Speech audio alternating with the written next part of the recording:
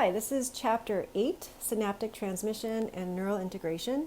So let's get started looking at some synapses between our neurons.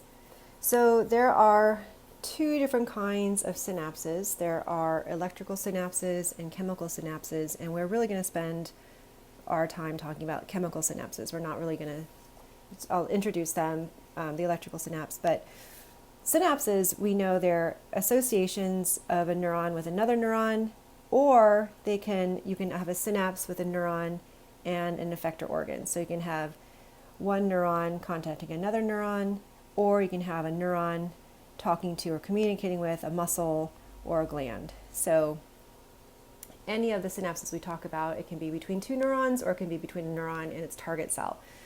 So let's just start with the electrical synapses first. Electrical synapses are basically gap junctions between two cells. So they can be between two neurons, or they can be between neurons and their glial cells. They can be excitatory or inhibitory, but basically the gap junctions provides a direct route. Remember, gap junctions are proteins that bind the cell membranes of two cells together with a pore.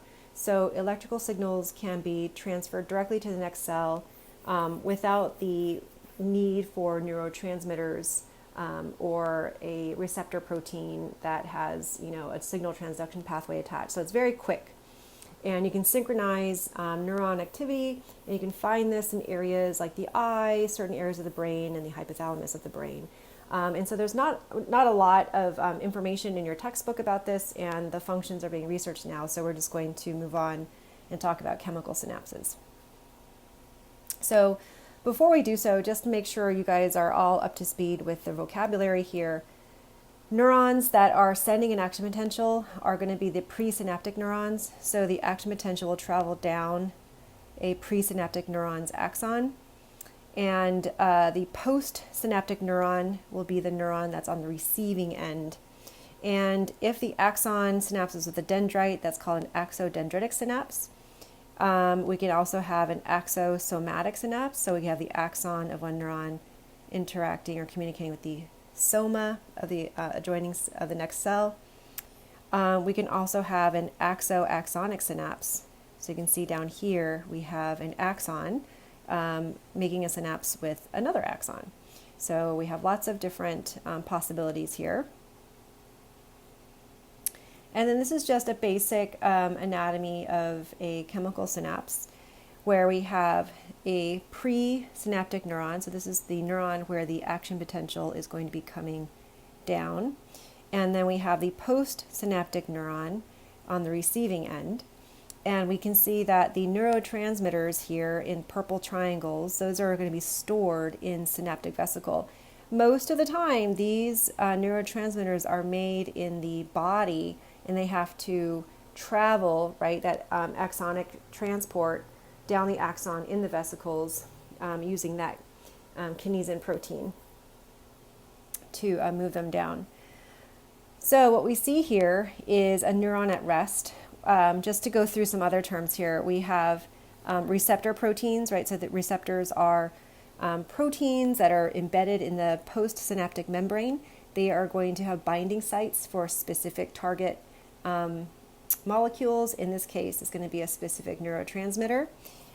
We have a cleft between the two membranes here, so we do have a space. So the two neurons do not directly touch each other. There is always a cleft between the two neurons. And then we have pictured here an enzyme and a reuptake molecule. So when neurotransmitters are released into the cleft, they are broken down by either enzymes, so they're completely degraded by enzymes, or they can what's called reuptake, right? The small little neurotransmitters here that are released into the cleft can be pumped back up into the presynaptic membrane. So let's talk about in an active presynaptic neuron, right? So we have an action potential, just follow the numbers. We have an action potential coming to the synaptic terminal or the axon terminal. When the action potential reaches the end here, there are voltage gated calcium channels. Okay, so the voltage that travels along the membrane will reach the voltage-gated calcium channels. It will allow calcium to flood into the cell. So calcium is going to come inside the cell. This influx of calcium is going to drive the exocytosis. So you can see 3 here is these vesicles that are filled with neurotransmitter are traveling up to the plasma membrane and being released into the cleft. So we have exocytosis. With exocytosis, we see that we have binding, right? So there's going to, the neurotransmitter will bind to its corresponding receptor, and that will have an effect on the post-synaptic cell. Now, these can be inhibitory, they can be excitatory, it just depends, but you will have some kind of response in the cell. So now what happens to our neurotransmitters? So the thing to understand is neurotransmitters are always wiped away from the cleft. They don't last for a long time in the cleft. So either they can be degraded, you can see what's going on here, right?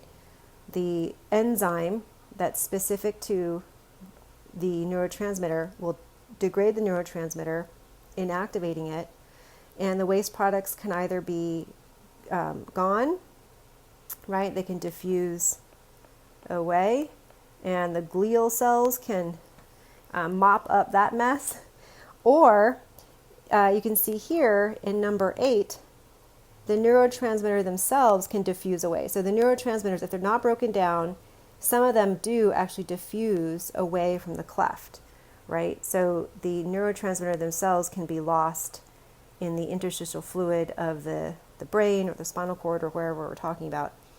Or some of these neurotransmitters can undergo reuptake, which means that there's a transporter protein here that helps to take the neurotransmitter back up into the presynaptic membrane, right, to be packaged back up or to be metabolized again. And so you can sort of recycle either the whole neurotransmitter or you can recycle the parts of the neurotransmitter. So that's the basic anatomy of your synapse. And we're going to take a look at a couple specific examples of some excitatory and inhibitory synapses.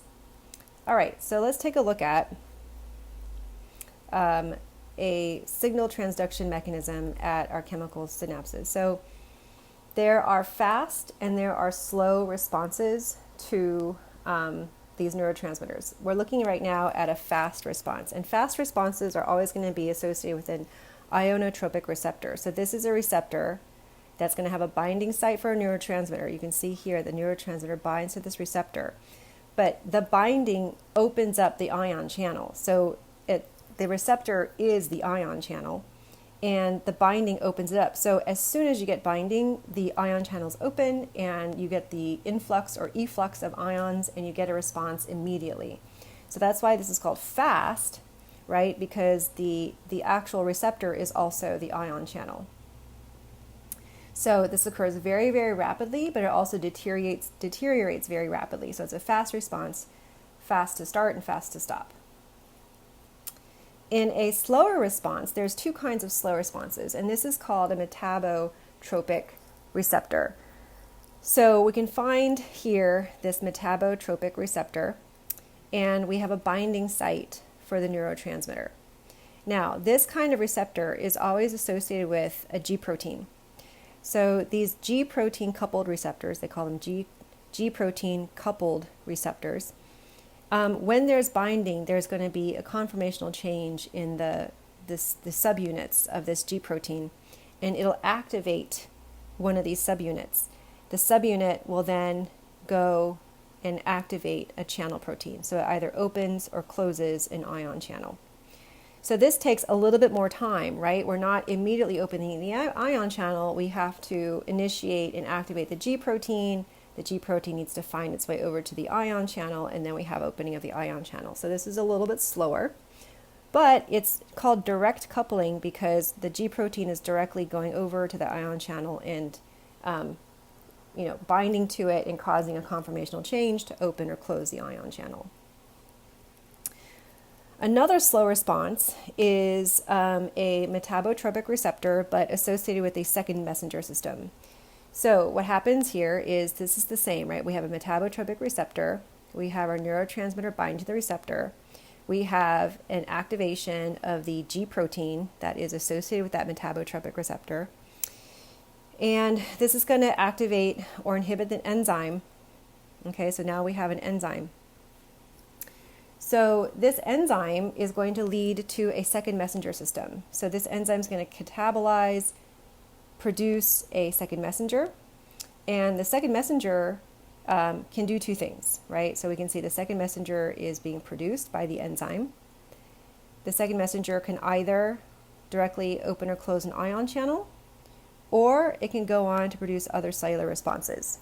Okay, so this second messenger system right here is the fact that our G protein didn't directly open the ion channel.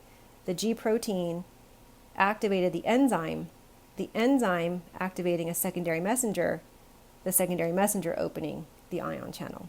All right, so this is a slow response. And again, these can be excitatory or inhibitory. This is just a general model of how you have, going back, right, we have a fast response, we have a slow response with direct coupling, or we have a slow response but with a secondary messenger system.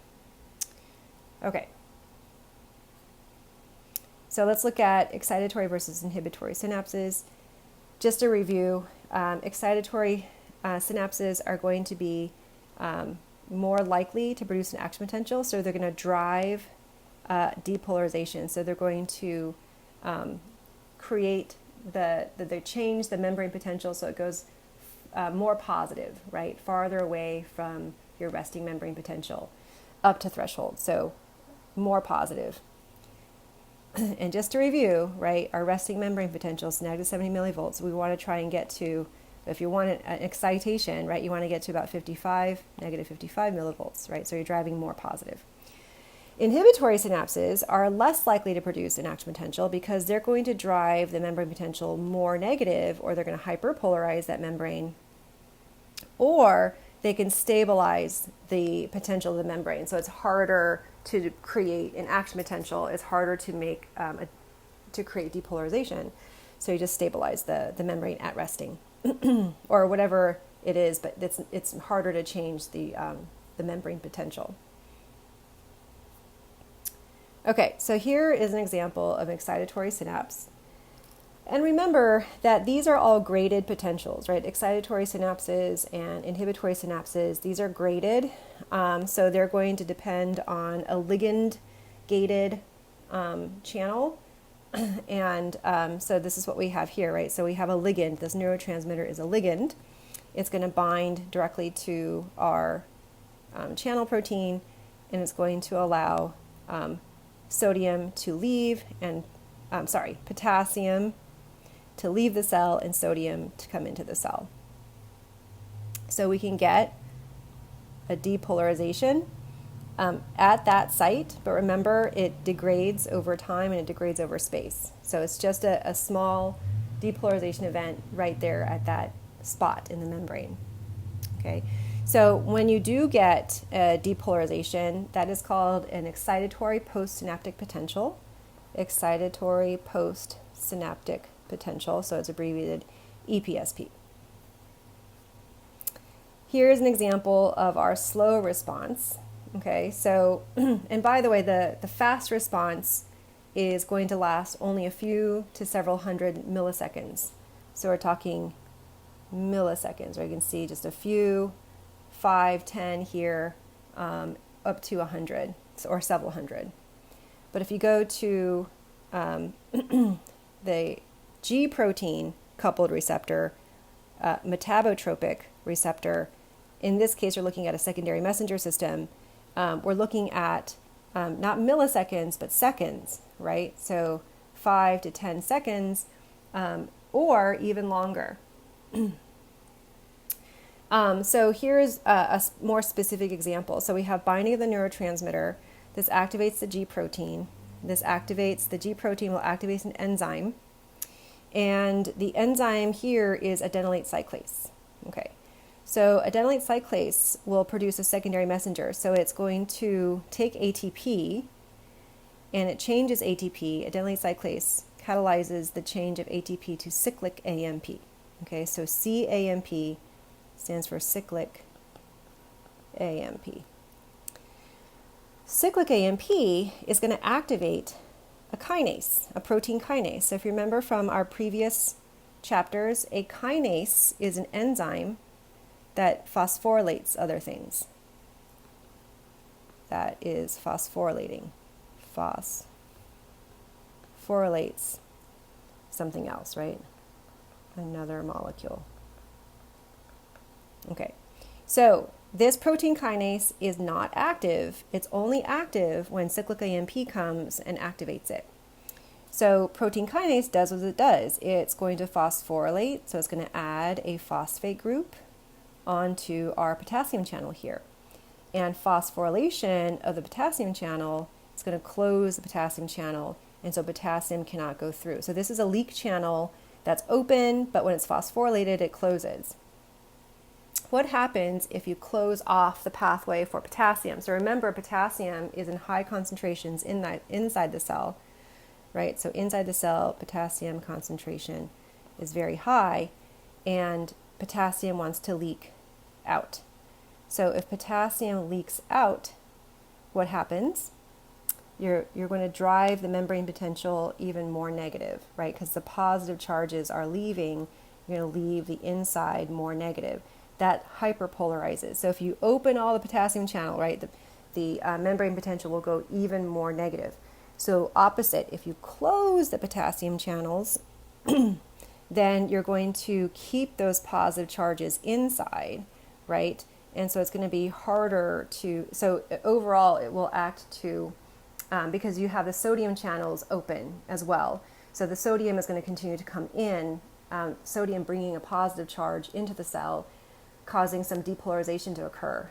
So if you don't balance it out, if you don't allow potassium to leave the cell and only sodium enters the cell, you're going to have some depolarization. So that's how that works. Okay, so you have this phosphorylation of your potassium channel and then it closes. So over a longer amount of time, you will have a small depolarization event. Okay, so you should know the enzyme's name here as adenylate cyclase that catalyzes ATP to produce cyclic AMP. You should know the role of cyclic AMP, that it is going to activate your protein kinase.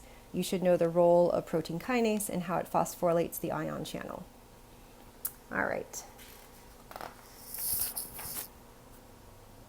So inhibitory synapses, again, also graded synapses, right? So we're going to have a short-lasting, small, in this case, a hyperpolarization, and it degrades over time and it degrades over space. So this is going to try to decrease our ability to have an action potential because we want to hyperpolarize the membrane, or we can stabilize the membrane, right? So in this case, we can use more ions. We can use potassium ions or chloride ions. So if the potassium channel's open, right, potassium's going to move out. Those positive charges move out. You're going to drive the membrane even more negative. So you're going to get an inhibitory post-synaptic potential. Okay, and that's because you're allowing the potassium channels to go and reach their equilibrium potential, right? So remember, that was even more negative. That was about a negative 94 millivolts. And so that's how it hyperpolarizes the membrane. Now, what about chloride? So if chloride channel's open, the chloride is going to move in. So it has a negative charge to it.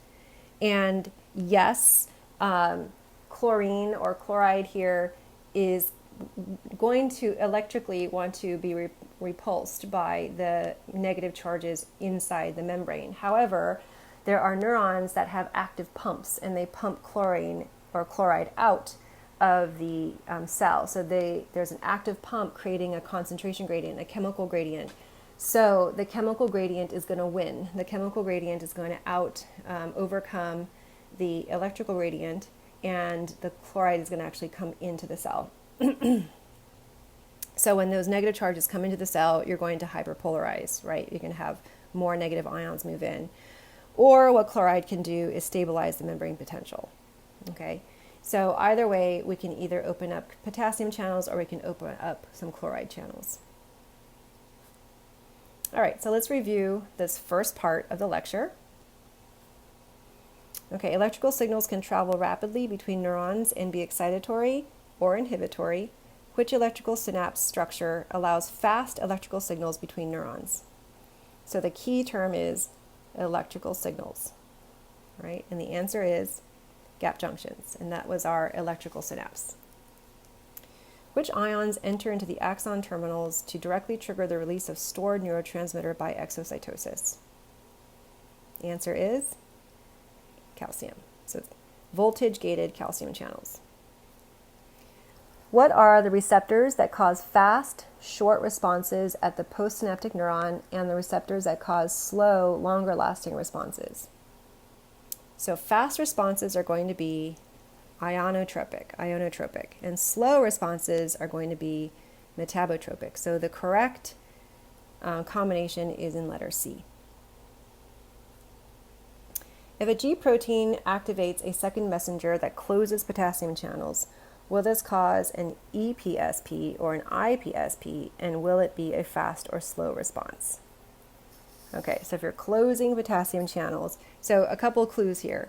We have a G protein involved. These are always slow, okay? This is a metabotropic, slow process when you have a G protein, so we're going to cross out our fast responses.